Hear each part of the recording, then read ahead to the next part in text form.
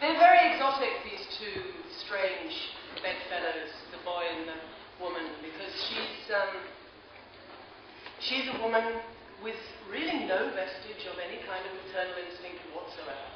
And this is not abnormal. It's not really talked about. There are a lot of people who live with this reality. There are mothers, people who have given birth, who live with the reality of having no developed maternal instinct. You don't have to be a hardcore alcoholic to feel it. But she is this particular kind of, she's wired this way. And in a way, she's a strange sort of, as an addict, she's some kind of child adult, she's arrested. And he's a little man, he's a strange one, because he has no real concept of what a mother is. His mother left him when he was young, or he was taken away from her, and he's been brought up by men. So we make a very, very kind of fruity pair of freaks. It's just playing, I don't sweat suppressing any part of myself when I'm playing, just as I don't feel that my children suppress any particular part of themselves when they're pretending to, battle dragons or anything. It's just dress up and play, so it's not some deep psychological exercise. Drunk my whole life, and I've been the sober one, who when the police come, I'm the one who turns the music down and drives everybody home. It's like a lifetime of hanging around alcoholics. It's all the preparation you need.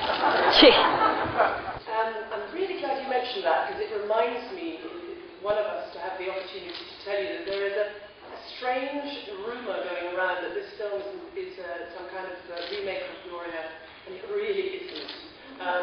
This is a complete mistake. I don't know where it came from. None of us were talking about this.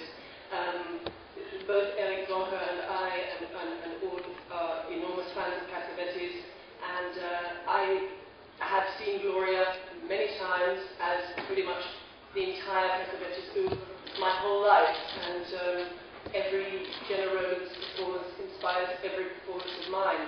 I have to tell you that I never watched it before making this film. I know it very well.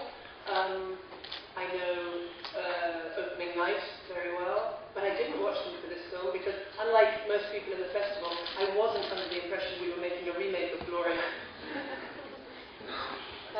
Well, in many, many ways, Derek John is entirely responsible for me being anywhere other than in a gambling den, because I worked with him on my very first film, Caravaggio, which was shown here in 1986 in the Berlino.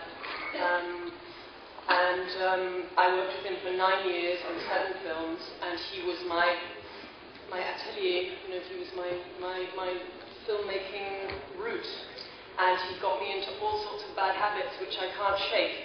And one of them is working with people that I really, really like. And the other thing is not taking it that seriously and making sure that one is engaged entirely. And also other habits like not really making any money out of it and working on projects that take forever to get funding, but having as much fun as possible while doing all of that. And we made a film which we're showing next week called Derek, because it couldn't possibly be called anything else. Which is, I hesitate to call it a documentary, because the wonderful thing about it as a film about someone who's unfortunately no longer with us, because as you probably know, he died in 1994, it has as its heart an interview with him that he gave 2 years before he died, which no one's seen before. So there, anyone who knew him, even tangentially, will know that he was always the star of his own show. And so to have him present again is a real joy.